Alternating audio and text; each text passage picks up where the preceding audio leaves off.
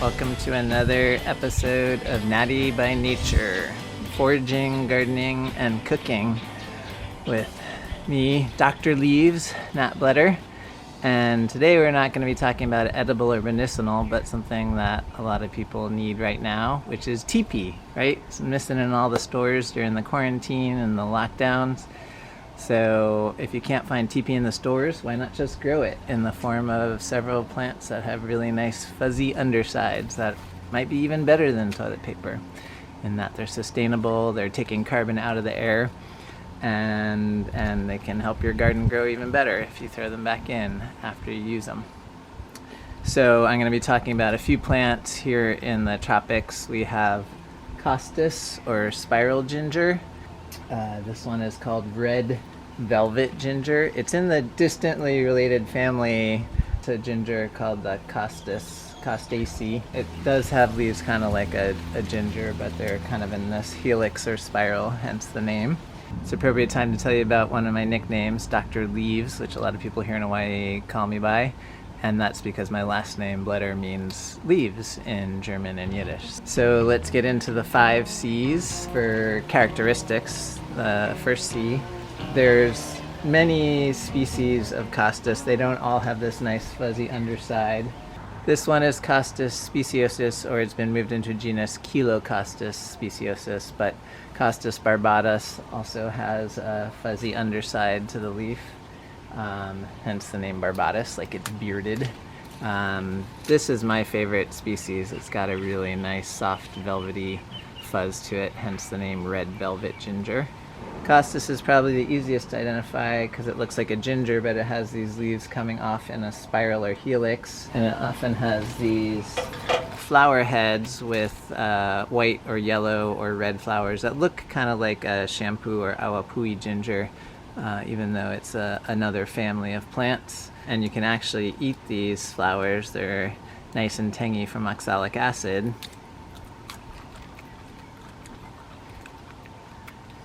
Make a really good salad snack, but don't have too much of them because you don't want too much oxalic acid in your diet. But it's not, we're talking about food today. We're talking about toilet paper plants.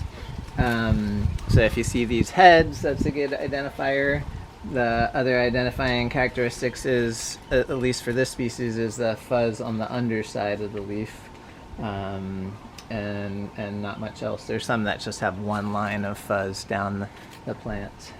And this is an herb. It's fairly low growing, maybe only about 6 or 8 feet at a maximum, just above my head. But that spiral formation is pretty unmistakable. If you're on the mainland, you can look for mullein and lamb's ears to use as toilet paper, both of which have a basal rosette, which means a whorl or circle of leaves right on the ground like a daisy would have. Basal meaning on the ground, and rosette like a rose or circle.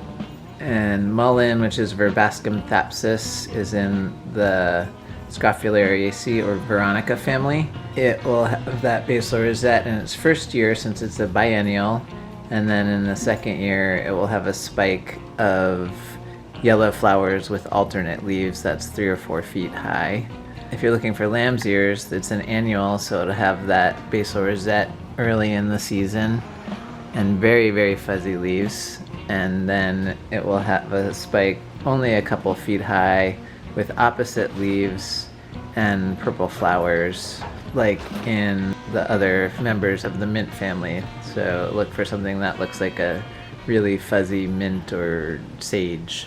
Climate for all these is costus is pretty much only a tropical plant, and so you won't find that on the mainland, but the lamb's ears and mullein are pretty widespread throughout Eurasia, where they're originally from, northern Africa, around the Mediterranean, and mainland US, and throughout North America.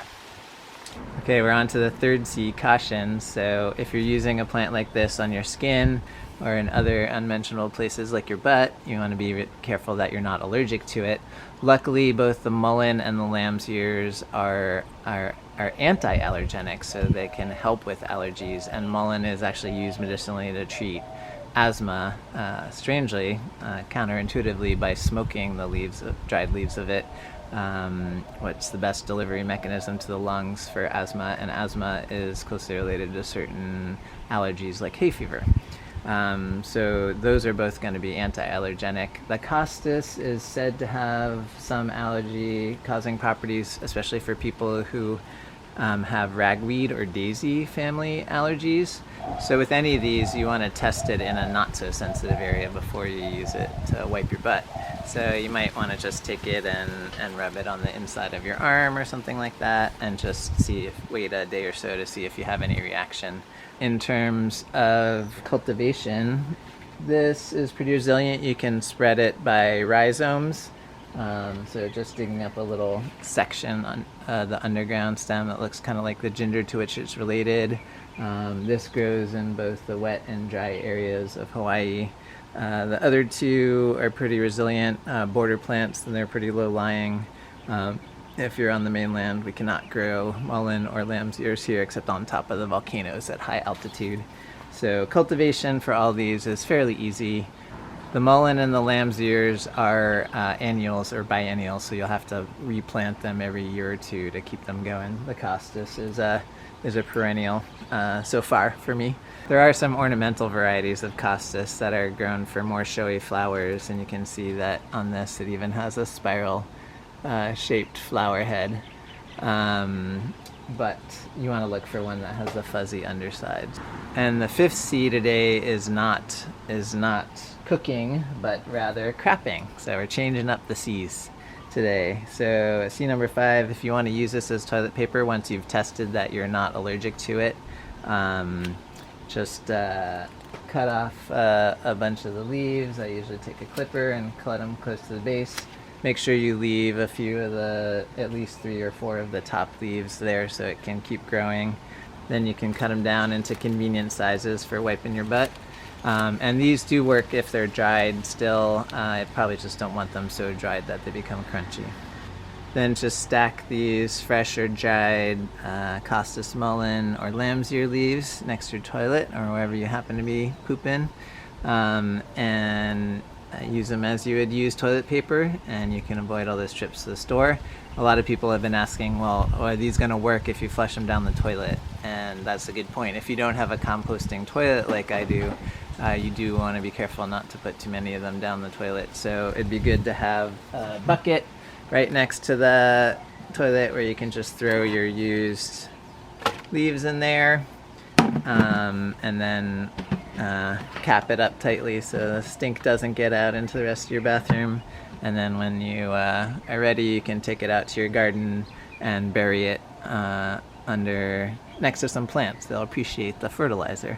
You could also put it in your green bin too if your town has a green waste bin program. So there is a plant that we all need right now, toilet paper plants: spiral ginger, lamb's ear, and mullein.